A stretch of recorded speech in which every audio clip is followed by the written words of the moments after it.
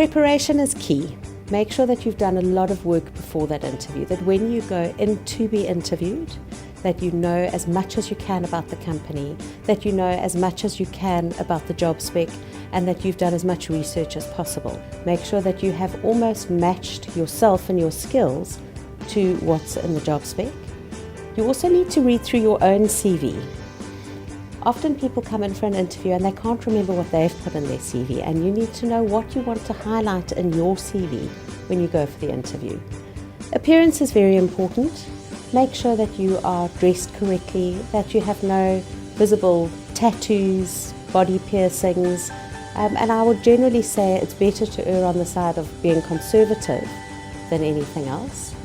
I think the other thing that is quite important with going for an interview is to put yourself in the interviewer's shoes, from the perspective that they are generally seeing quite a few candidates and they often have to write interviewing notes. So you need to make sure that you are answering the questions in quite a powerful manner that's quite short so that they can get down the pertinent information. And then lastly, I'd say make sure that the client is leading the discussion, that the person who's interviewing you is leading the discussion completely. The biggest complaint we get from clients when they interview is that they feel that the candidates don't listen to the questions and that they just waffle on. And I think that, as Calvin Coolidge says, nobody's ever listened themselves out of an interview.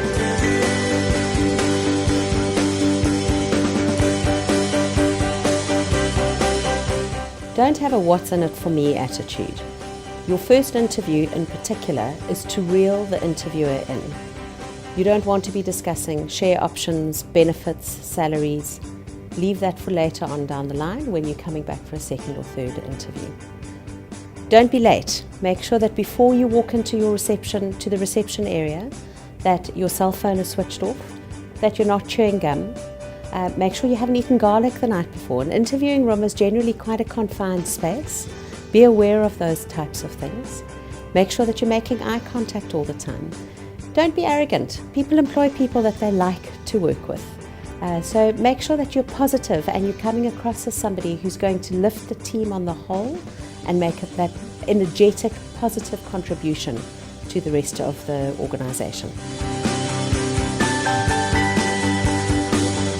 Unfortunately in life, it's not the best person for the job who gets the job. It's often the person who is interviewing and who interviews the best. So you have to make sure that you're selling yourself. It's a marketing job.